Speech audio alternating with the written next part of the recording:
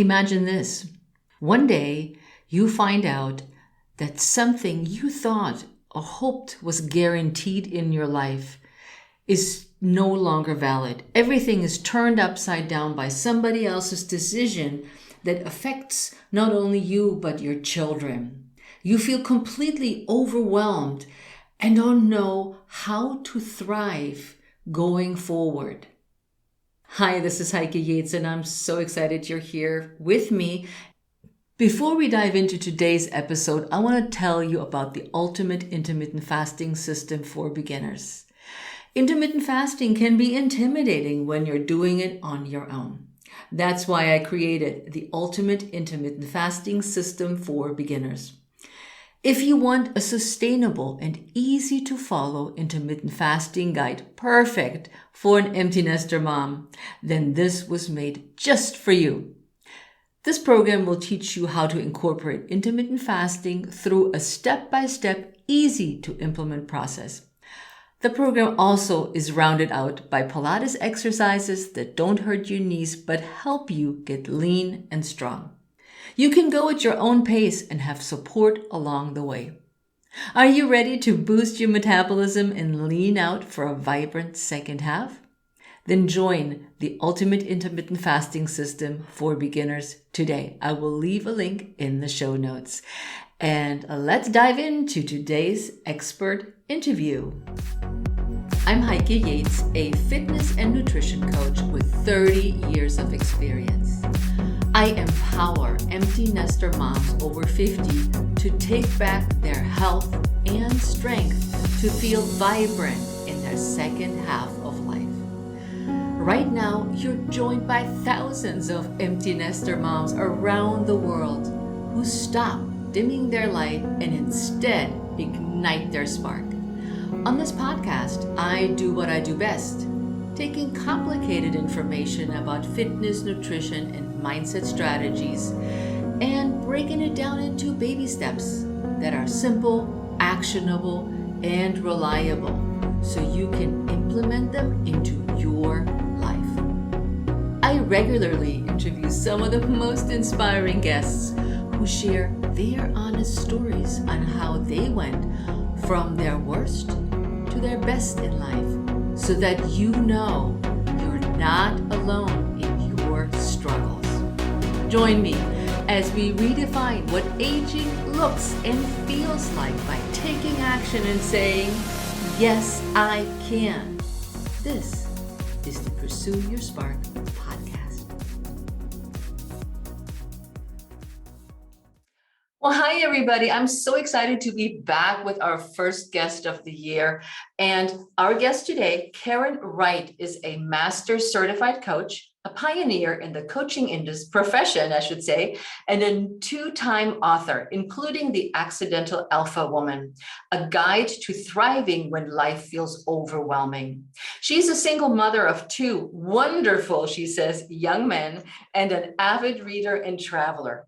Karen lives in Toronto, Canada, when she is not in Paris or Costa Rica, two of my wonderful, I love those places, or adventuring around elsewhere in the world. Welcome to the show, Karen. Thank you so much. I'm happy to be here. So I am so excited you said yes to join us here on the Pursue Your Spark podcast because the title, The Accidental Alpha Woman, caught my eye in our private Facebook group at Heroic Public Speaking. And all of us speakers, many of us have written a book, but the title just really caught my eye. And I'm so glad you said yes to come on the show. And I probably said yes, and as we're all have been trained by Michael Port. That's right. That is something that's been ingrained into us. Karen, what are you most passionate about? Oh my gosh. Well, first and foremost, beyond anything else, I am a mother. And so all decisions, all choices, most joys come through that lens. And my kids are now 21 and 23. And so they're living their own lives. They're out on their own and doing incredibly well. But that's still, it's still a huge part of what lights me up and how I identify myself. Secondarily, and at this, I was having a conversation with someone recently about this. There are really two lenses through which I process joy and fulfillment and all of that. And the second one is my work as a coach. So I am a professional executive coach, and I run a coaching company. And to some degree, my focus has been limited to those two lenses because I've been a single parent for most of my boys' lives. And so anyone who's done it knows that when you are working full time to be the sole provider, breadwinner, all, roof over their head, groceries on the table person, and working, that there's not a whole lot of time for other things. And so people say, well, what are your hobbies? So that is a good question. What is the answer? My job and my children. And thankfully, I love them both. So it doesn't feel like a hardship, but it is funny when people sort of say, so what other things do you do? Well, try running a business and raising some kids, and then tell me how much extra time you have. I hear you. How did it come about that you founded Parachute, your company? Parachute, well, so I became a coach when I was in a corporate career, which I loved. And I was working for a large multinational company that moved me. I lived in Canada, and they moved me from Canada to the US, ostensibly as a jumping off point to a career in the international system, because I had visions of working in Tokyo and Johannesburg and Paris and, all over the place. And the first stop on that journey was Dallas, Texas, which, I didn't really see as international, but they said it was an important first step before doing the rest of it. And the Dallas move didn't go well for a number of reasons, not the least of which is 5 bosses in 8 months and, nobody shepherding my career. And so it just became clear to me that wasn't working, and I had some choices to make. So I ended up resigning from that company and moving back home, and then looking at my career and trying to decide what to do next. And as I was in that contemplation process, this profession called coaching started to bubble up. And it appealed to me on some instinctive level. I wasn't even really sure why at the time, but I thought, the worst thing that can happen is I take a course and nothing comes of it. But of course I took a course and much has come of it. So that was the beginning. Interesting, because you have an accolade of credits to your name and to your career. So I would be sitting here for a while to read them all, but I'm sure the listeners, once they get the links in the show notes, they will be able to read up on you. And yeah, you did such an amazing job with yourself, with your career, with what your passion is. Well, the thing is that, I found work that I'm good at, that I love, that I feel does a service in the world. And I was incredibly well equipped to pursue this work when I did. So I come from a marketing background. Coaching was new. To come into a new endeavor with a marketing background is probably the best way to come into it. So I like to say that I was, at the right time, at the right place, with the right skill set. I was differently equipped than a lot of the other people who were getting into it. And I think, the lovely long list of accolades is as much a function of tenacity and endurance as anything else. I've been doing it for a long time. It's like a sport. You just keep at it and you get better. You may never be the best in the world, but you will be in your own rights the best you can be. Absolutely. And that's all anybody can ever hope for, is to be the best they can be, right? Yep, absolutely. Now, let's dive a little bit into your personal story that inspired your book, The Accidental Alpha Woman. Tell us how this all came about. Oh my gosh. And this was a heroic public speaking moment, actually. I had decided to tell the story of what happened to me. So I was married with 2 young kids, and the marriage had been set up, from the beginning, that we were equal partners in all things financial. And all of a sudden, one day, he announced he didn't have any money to contribute to the mortgage account. And so in the blink of an eye, I found myself to be the sole financial provider in a house, in a life that was set up to have 2 incomes. And the kids at that time were 2 and 4, I think. They were quite small. And so it just, as I say, it was a blink of an eye. All of a sudden, I had an entirely different responsibility and obligation. And thankfully, I was in a position to do that, to take care of the responsibilities. But it, as you can imagine, was hard. And it wasn't what I had sort of signed up for or set myself up for. And so, so there were a couple of things that happened in that moment. First of all, was this breach of trust and this surprise at being confronted with something that I wasn't expecting and would never have imagined happening. And then of course, accepting and shouldering all the responsibility. I spent a fair bit of time in that place of, okay, I'm going to earn all the money. I'm going to take care of the home and the people because that's what I have to do. but this won't last. This is temporary. This is just a blip. Everything will get back to normal soon. And it took a surprisingly long time for me to figure out that this wasn't going away. This wasn't changing. This wasn't temporary. This was the real situation. I had to decide whether or not this was something that I was okay with. And as I was processing all of this grief and frustration and anger and disappointment and everything else, I coined this phrase, the accidental alpha, because that's really what I felt like. I was the alpha. I was making the decisions and shouldering all the responsibilities, but it wasn't what I had envisioned for myself. And I love a good alliteration. So accidental alpha was this way I started talking about it. And every time I used that phrase with somebody, with another woman, 9 times out of 10, I would get exactly the reaction you had, which was, oh, I so get that. I can relate. I understand what that is. That makes perfect sense to me. So that was the very beginning. So what did your husband say to you, or your partner at this point, saying, okay, well, I screwed up? You guys didn't look into each other's finances, or didn't compare notes at all, or anything like that? Well, I think there's a whole lot more to any story than necessarily one wants to share publicly. And this was now quite a long time ago. Suffice to say that the fact that all of a sudden he couldn't contribute his share of the monthly finances was a surprise. Mm-hmm. He was a business owner. He was entrepreneurial. He was trying to take his business new directions. It didn't work. And he had kept quite a number of things from me. And so, as I say, part of what was going on for me was grief and disappointment and breach of trust on that front. So that, in addition to now I have to be the one carrying the load, there was a lot going on. There's a lot of betrayal, I feel, that's going on, right? Yeah. Yeah, because I just wanted to touch into a little bit more on that, because from my experience and from my audience and group, many times I hear women in my age. I don't know, how old are you, Karen? 62. Okay, so in our ages, because I'm 60, I turned 60 this year. Many women, we are 60, sexy, and gray. Woo! Right? Yes. So people, when you see the video, look at us. Mm-hmm. But many women have no clue about the finances in the house. They don't really know much about their own finances, then the least to say about their partner's finances. And that has, from other episodes, has come up as a, wow, I really need to know what's going on the other side. Oh, yes. I mean, I have an MBA. So, I mean, I understand finances and have been very responsible financially. And I knew exactly what our life cost us.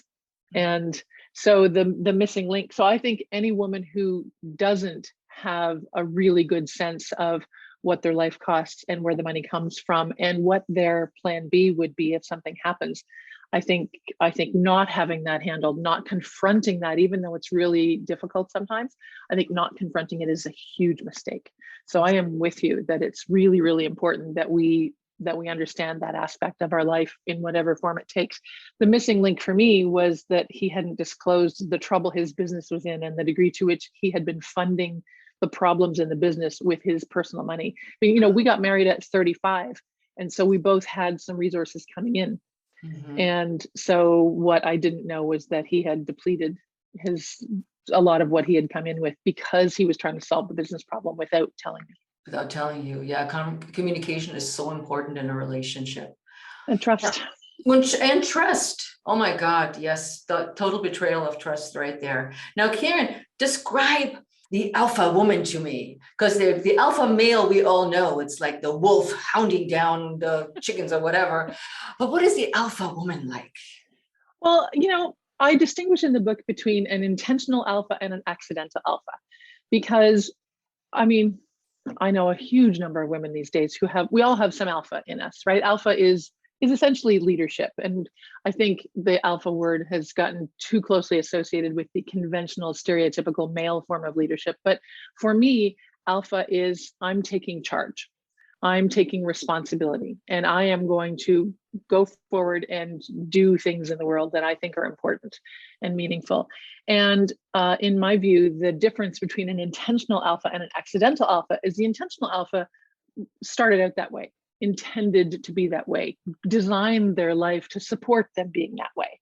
And I know intentional alpha women who are living life solo and delighted by it. I know intentional alpha women who are in partnerships where that is an absolutely negotiated balance, and it works beautifully. And in my case, I had envisioned life in an equal partnership. I had not envisioned being the one to take all of the responsibility and make all the big decisions. And so that for me is where the accidental aspect shows up. It's like, oh, hang on.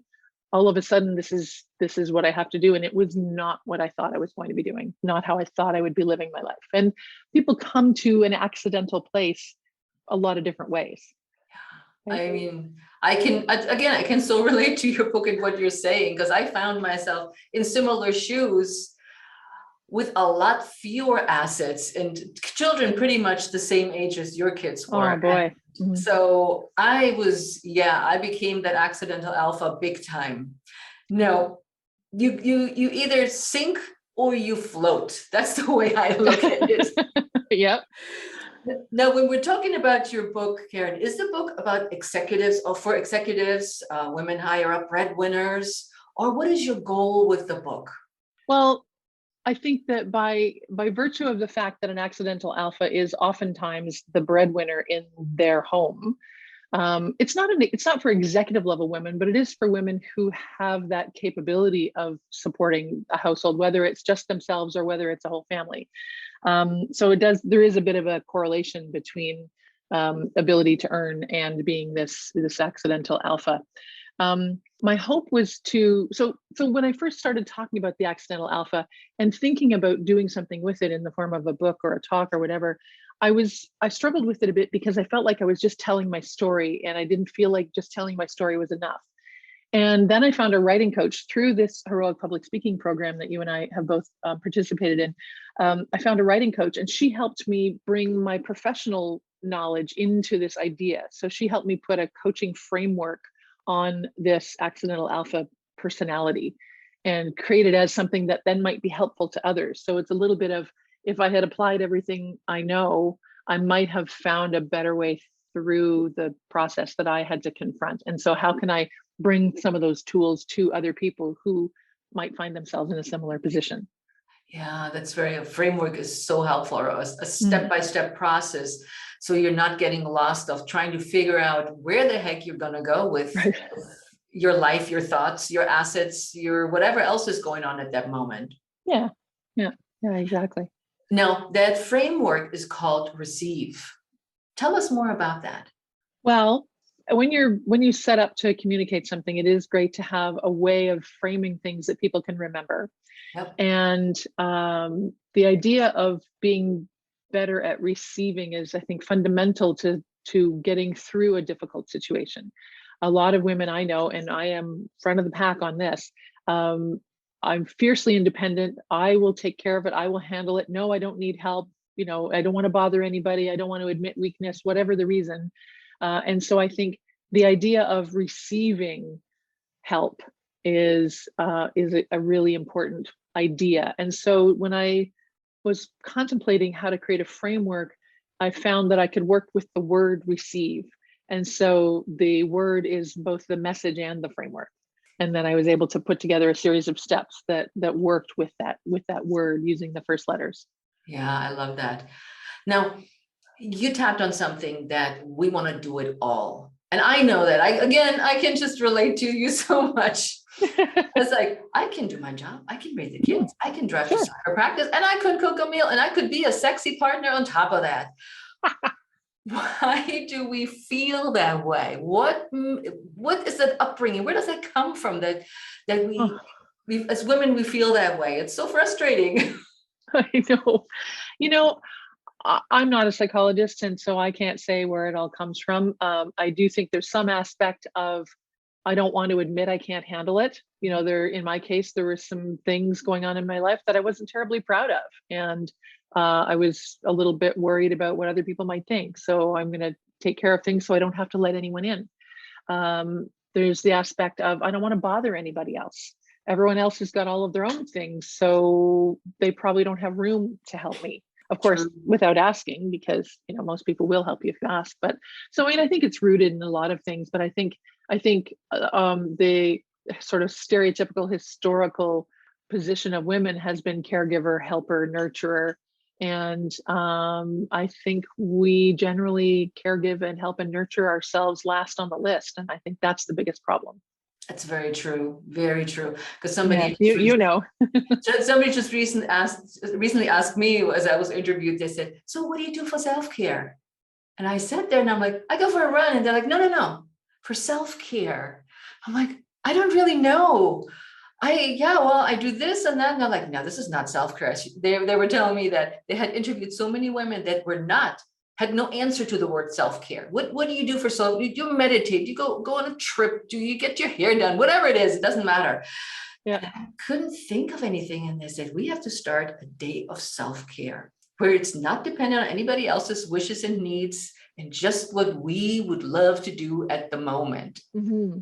Yeah. And there's a friend of mine who is in the beauty business, in the clean beauty business, and she likes to distinguish between beauty maintenance and self-care, because beauty maintenance is not self-care. In many cases, it's either uncomfortable, or it takes a lot of time, or it's probably using things that maybe we shouldn't ought to use if we really thought too hard about it. So she just says, look, do all the beauty maintenance you want to do, but don't consider that your self-care, right? Self-care is something else that really does nurture you and really replenishes you, revives you, helps you thrive and flourish. So we have to draw a distinction there. And that's a very clear distinction. I like that, because oftentimes we think, oh, if I put on some lipstick, that's self-care. Yeah, no. That's self-decoration, maybe, but right. Which is nothing wrong with that. No, that's all good. And I'm a big fan. And, you can go to the salon and have foils in your hair and sit there for 3 hours and come out like with great hair. But is that self-care? I don't know. I mean, for some people, maybe it is, but my friend's point is that might be a limiting way of looking at self-care. Yeah, true. Now, when we're talking about that, we don't want to ask for help because we feel guilty, we feel embarrassed, too shy, we feel that we shouldn't be asking for help. How do we get around then to get what we need to be the accidental alpha woman? Well, that's the thing, right? If you don't ask for what you need, then there's a very low chance you're going to get it.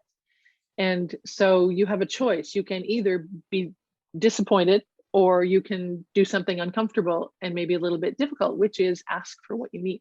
Mm-hmm. And this is where, when I had come through, taking apart my relationship and my house and all of those things, and found myself a single mom with 2 kids, I was feeling really isolated.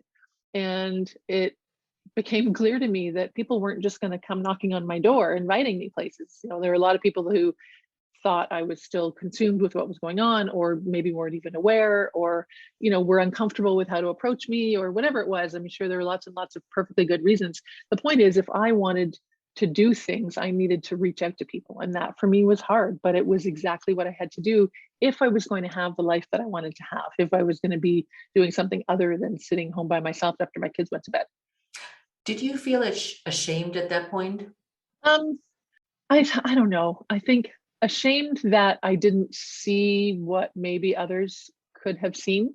I wanted to believe the best. And this is, part of the process that I outline in the book, is the idea of recognizing what's going on and then deciding what it means to you. But I lived for, in retrospect, too long in the place of, this is temporary, this will pass, this isn't really something I'm going to have to deal with. And so I resisted confronting the reality of what was going on. And if there was anything I felt some shame about, it was that, because I think there are a whole lot of people in my life who looked at what was going on and could see it more clearly than I did. Yeah, when you're in the thicket of things, it's oftentimes you just don't see the tree before the forest, or whatever the saying is. I know. Yeah, I know. A friend of mine likes to say you can't read the label from inside the jar. I never heard that one. I like that. Yes. Credit Charlie Gilkey on that one. Oh, this is awesome. I love that. Now, when you're thinking that, so you're in that situation, you are the alpha woman. You're charging forward. I see that a lot of people want something from us. And I'm going in the direction of how do we set boundaries? Yeah, that's where I'm going with it. I'm Yeah. sticking to this. Well, so again, this is something that an awful lot of women I know have trouble with, which is just saying no. Really thinking about what is it that I need and want or have capacity for, and saying no to the other stuff. And so, fairly early on in this shift in my journey, I had to decide what kinds of things I got involved with from a business perspective. How many boards did I sit on? How many events did I go to? And what I boiled it down to, and I love the word of the year idea. And so in that particular year, I boiled it down to, it was health, wealth, and family, not necessarily in that order, but if I would spend my time taking care of my health, taking care of my family, and earning the money I needed to earn to take care of my family.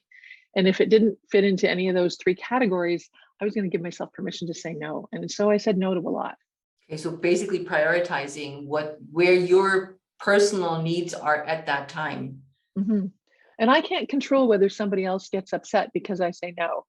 And I'm always going to say no politely and respectfully. But I also don't need to explain.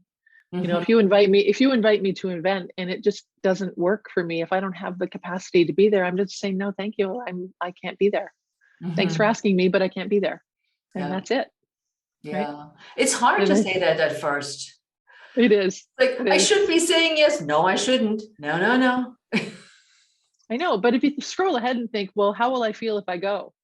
Well, I'll probably be tired and be wishing I could, I'm checking my watch, wondering when I can leave, and that kind of thing. So, which isn't always the case, but that's one filter. One way to look at it is think, okay, if I do this, what does it cost me in terms of the other things that are important to me? Will I get a good night's sleep? Will I see my kids? Right. Mm-hmm. Mm-hmm. Now, which brings me to a little bit of a different question, because as a strong woman, we oftentimes get labeled, and I'm just using very gentle words like difficult and opinionated.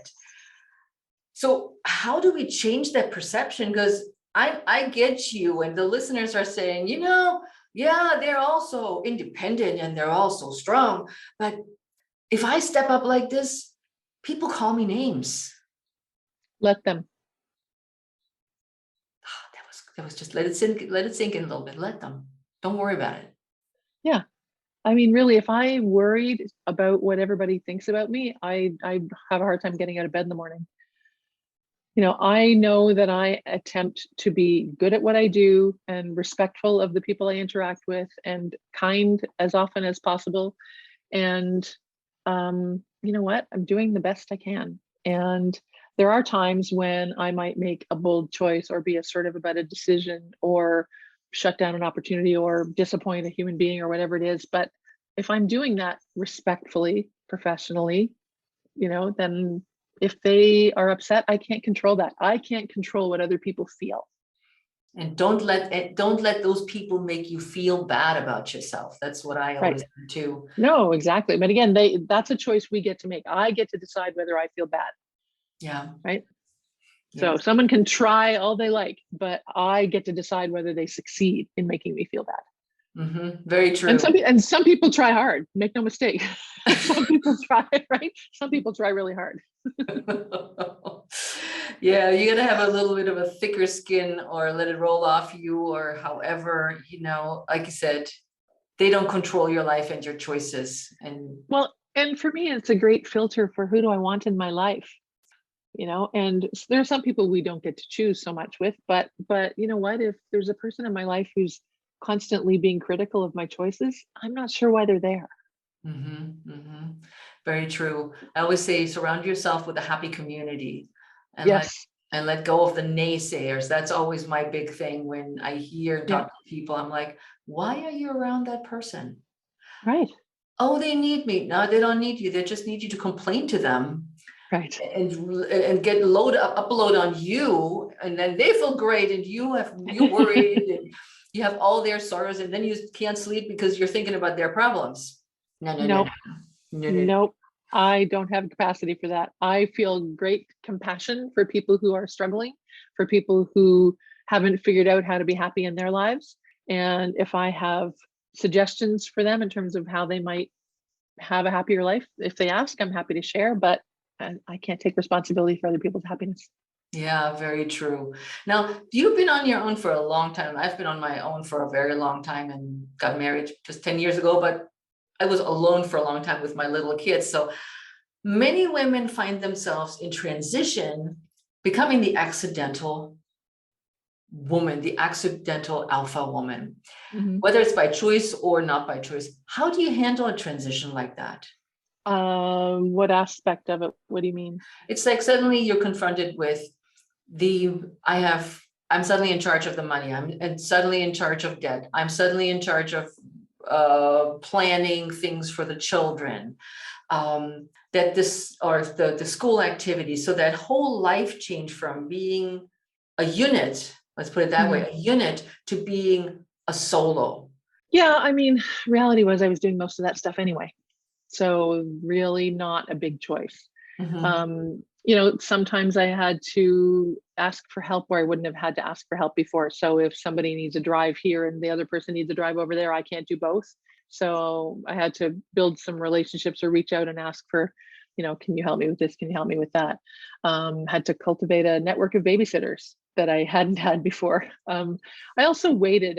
I waited to make the big change until my kids were of an age where I didn't have to hire a babysitter if I had to go to the grocery store. Mhm. Right. So there was a long stretch of time between that pivotal moment when the financial situation changed and then when the whole actual marriage dissolution happened. So there was quite a long period of time. But I mean, handling things, I was handling most things anyways. Okay.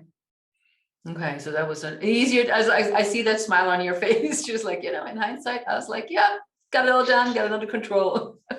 Well, I mean, under control, I don't know. It's still, I think it feels different when you've got no safety net, right? When you know that it's all on you. So I think whether or not I was the one reconciling the bank balance and paying the bills and handling the kids' activities and managing the doctor's appointments, the fact that that didn't change didn't mean that it didn't feel different. Yeah. Yeah. There's no support there. That's very true. Yeah. Yeah, exactly. So when you're thinking about, so you're in your solo life, you're the alpha woman, you're dealing with all of this, you started setting up boundaries, but you mentioned something earlier that struck me is that living too long in the or avoiding reality, being too long in your bubble, in your dream world. Tell us Yeah. more about that thought. Well, it really has to do with if I'm in a situation that is unpleasant or uncomfortable or unplanned for, how long is that okay? Right. So in my case, I was in a partnership where suddenly the other person wasn't contributing financially. And not that everybody has to have a 50-50 financial contribution situation, but everybody has to bring something to the party. And what I didn't do until maybe later than if I'd had it to do over again, I would have done it a little bit sooner, is confront how long is this okay? How long is it okay for me to be in this relationship where I'm feeling that I'm carrying too heavy a load? Mhm. Um, and again, the assumption starting out was that we would be financial equal partners. So the question I didn't ask myself soon enough was, how long am I okay being the carrier of 100% of the financial load here? And what would have to be true in order for me to be okay doing that long term? So that's a question I avoided asking myself for a really long time. Mhm. I can see But that. I didn't want to know what the answer was. This is a scary question. Yep. It Yep. really is. Yeah. Yep. How about on an emotional level, Karen? Um, What is it? What has it felt like for you? How did you move on? so I am incredibly fortunate in that I have amazing kids and I have a really great relationship with both of my kids, and we always have had. And I love my work. And so I get an inordinate amount of fulfillment from my work, and that helps a lot. I think if I'd had a job that I didn't love so much, that probably would have made the journey a little bit more difficult because I wouldn't have had so much sort of positive being infused into my life Mhm. from the reward I feel from my work. Um, and then, as I say, I've got great kids, and I've always spoken to them like they're adults. Long before they really were adults. I have been pretty straight with them about, age appropriate, but straight with them about what was going on. Mhm. I mean, there was one very funny conversation we had when they were probably I don't know, 12 and 14, or maybe a little older than that, maybe 14 and 16. But anyways, I told them that and so I'd been on my own for a while, and I told them that I was not going to contribute to the university funds anymore, that there was a certain amount of money put aside, but when the time came, they were going to have to figure out the rest of it. And they said, well, why? And I said, well, because I need to think about my own future, and I need to plan for the long term for myself. Otherwise, I'm going to be living on a couch in your basement unless you want to pay for my retirement home. And my older son just said, oh, I'll pay for the retirement home. I'll pay for the retirement home. No problem. But I would, and so while I didn't get nitty gritty with the numbers with them, I was really clear, like, I'm able to do certain things, but not others. And, we're able to take certain kinds of holidays and not others. And we're able to have some kinds of things right. So I never apologized for where we were in the world. I was really proud of what I could accomplish, but I needed them to understand that there were always choices that had to be made. And I mean, today, 21 and 23, they are both spectacularly good with money, which is really different than their friends. They've both got really healthy savings accounts. They make really good choices about how they spend their money. They've both got long-term plans on important decisions and purchases and so on. So I feel really good about where they are. That's a really good feeling. My kids are 30 and 33, and I can relate to that because I feel the same way about my children. I taught them about money, but I also taught them about the emotional aspect of a separation and where we were financially. And my son to the day says, he's like, Mom, I can't believe how you managed with so little money and you got everything done. And I said, well, you have to make do, and all these lessons that come from that, I think, transcended, just like with your children, into their life, and they're aware now of what they need to do or what needs to have happen in their life for them to hopefully not be in the same perils. Exactly. Plus, along the way, I hope that we've taught them to be happy and comfortable with strong women. Yeah. There you go. Now, Karen, I want a little bit more about the book, The Receive. Can you give us one framework that could be a takeaway for my audience to say, okay, I want to be this alpha woman, whether accidentally or on purpose? How do I get started? What would be one step, or what would you tell them? Well, one of the things that I think all women would benefit from doing more consciously is managing their energy. So in the framework, our EC, so one of the E's is energy. And we talked a little bit about this earlier, like figuring out what to say no to, figuring out what you need more of in your life in order to help you flourish and thrive. So to be consciously managing your energy. And I mean, I know that there at one point were people in my life that were not necessarily people that I felt contributed to my well-being, and to make decisions about whether or not I spend time with them. Some of the tasks, so getting groceries delivered would be another example, where I know some people will say, oh, I can't imagine letting someone else pick my groceries. You know what? Have at it. Back the truck up to my driveway and drop off the toilet paper and the paper towel and all of those things. I am thrilled to have somebody else deliver my groceries. So to really, and also, have someone clean your house, whatever. But I mean, I have a friend who loves to clean her house because that's one of the things that she really finds gratifying. Great. Bless you. But know those things, hang on to the things that really do light you up, and let go of the things. Like I always say that if you feel you should do something, should is a really, really useful red flag word. If you're saying, oh, I should do this, I should do this, and I should do that, stop and take a look, because should means you really don't want to. Yeah. The shoulds. I hate the shoulds too. I'm like, and sometimes I catch myself saying I should, and I was like, nope, rephrase. Nope. Red flag. Yes. We shouldn't do anything. All we should do, in my opinion, is be happy. And think consciously about what are the things that do make me happy. Right. And then the things that don't make me happy, are there ways I could do them less or less frequently, or just in a more fun way? In a more fun way. What would that be? Do you have an idea right now? I mean, I put on music when I'm making dinner. I don't love to cook. And unfortunately, in order for people to eat, I have to cook. So, but if I put on great music, or a really interesting podcast or something, so I can create that space of time such that it's as enlivening as it possibly can be. I love that. I love that. This is great. Now, Karen, any final words for my listeners for the accidental alpha woman, lady to be, or even not so accidental?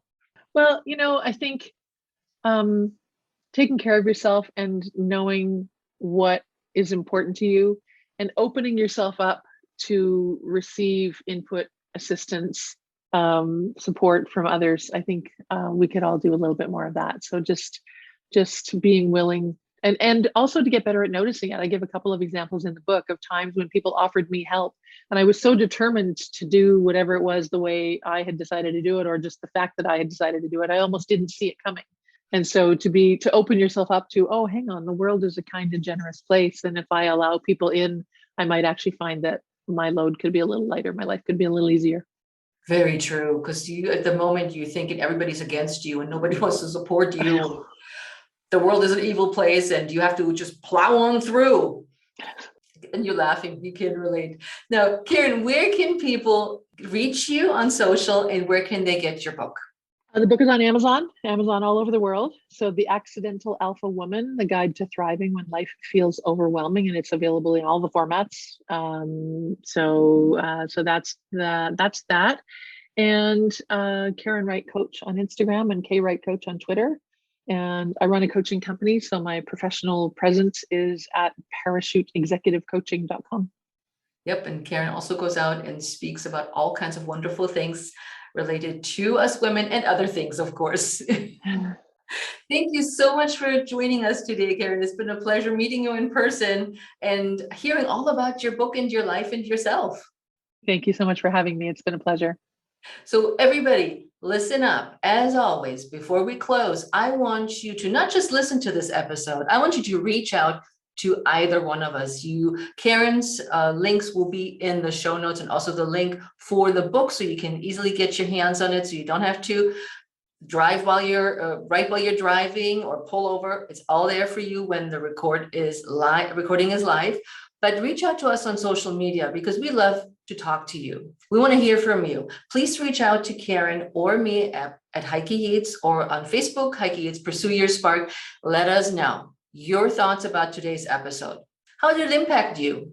Your thoughts. Are you an accidental alpha woman and want to talk to us and get some tips and information, or just want to share your feelings?